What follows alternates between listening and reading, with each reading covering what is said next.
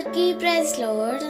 జనవరి 4 ఈరోజు దేవుని వాగ్దానము. నీ స్థితి మొదట కొద్దిగా నుండినను తుదకు నీవు మహాభివృద్ధి పొందుదువు.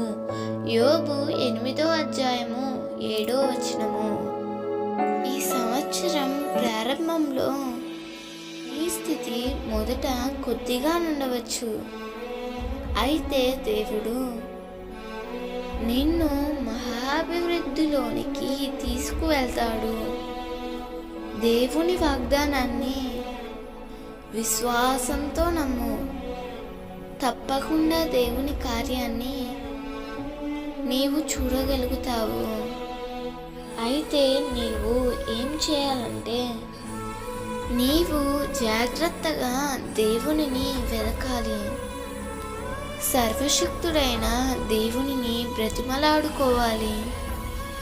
నీవు పవిత్రంగా ఉండి యథార్థంగా జీవించినట్లయితే నిశ్చయముగా ఆయన నీ యందు శ్రద్ధ నిలిపి నీ నీతికి తగినట్లుగా నీ నివాస స్థలమును వర్ధిల్లజేయును.